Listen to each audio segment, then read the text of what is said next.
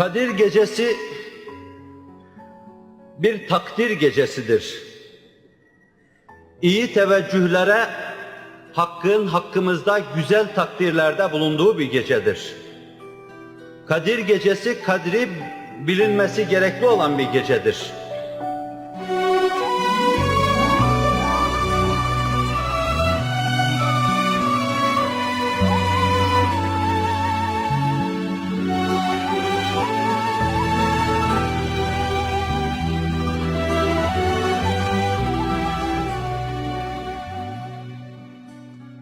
İki-üç asırdan beri bu toplum içinde kadri bilinmesi gerekli olan nice şeylerin kadri bilinmemiştir.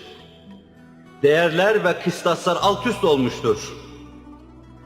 Büyük bir zatın dediği gibi zulüm başına adalet külahını koymuş, adalet başka türlü gösterilmiş, hak başka şekilde gösterilmiş, nahak başka şekilde gösterilmiş, ahlaksızlık ahlak gibi gösterilmiş ve ona hürriyet urbası giydirilmiş, her şey hasılı alt üst olmuş.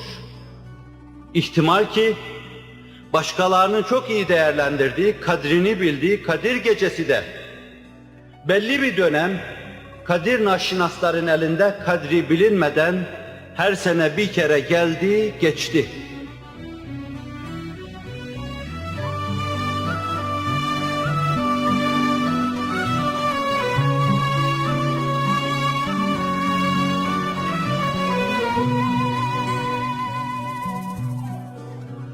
İnsanlar onu bir ayın bir gününde aradılar.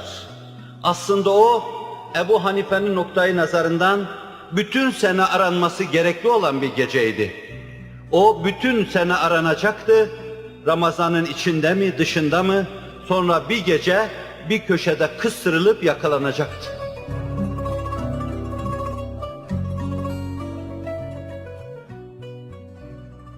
Siz onu isterseniz bu gece, sizin orucunuza göre Ramazan-ı Şerif'in 27. gecesi kıstırabilirdiniz bir yerde, bir noktada.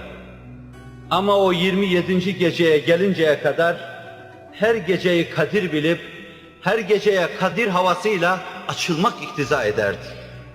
Her geceye bir kere yelken açmak icap ederdi. Her gecenin sahillerini aramak icap ederdi. Her gece o gecenin 1/3'ü geçtikten sonra Hakk'ın semai dünyaya teveccüh buyurup, yok mu benim için kalkıp ibadet edecek? Yok mu benim için kalkıp ibadet edecek? Yok mu istiğfar edecek? Yok mu istiğfar edecek? Yok mu bana teveccüh edecek? Yok mu bana teveccüh edecek? Yok mu bana dua edecek dediği zaman? Yok mu bana dua edecek dediği zaman? Ki diyor her gece, lebbeyk ya Rabbi ben varım. Lebbeyk ya Rabbi ben varım. Demiş, gecelerde, karanlık gecelerde aydınlık aramış. Ve nefsinden kaçmış hakkı aramış, bedeninden kaçmış ruhu aramış, Allah'ı aramış, hakkın hoşnutluğunu aramış insan. Kadir Gecesi kaçsa, senenin 365 gününde bir yerde saklanmak istese bile, Allah onu kıskıvrak yakalar, onu her gece aramışların karşısına çıkarır. İsterse Ramazan'ın 27. gecesi çıkarır, isterse başka bir gece çıkarır.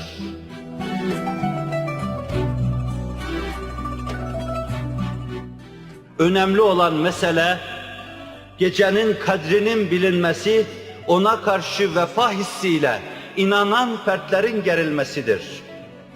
Dilerim inşallah bu cemaat, daha büyük şeylere namzet olmaya hazırlanmış, soyunmuş bu cemaat, Kadir Gecesi'nin kadrini bilmek için hazırlanmış, bugüne kadar şu köşe senin, bu köşe benim demiş, 50 defa başka gecelerin kapılarını vurmuş, 50 defa başka gecelerin eşiklerine kafasını koymuş ve Ramazan'ın 27. gecesi son defa Hakk'ın kapısının eşiğine başını koymak üzere camiye koşmuş, his saatisi alışverişine girmiş.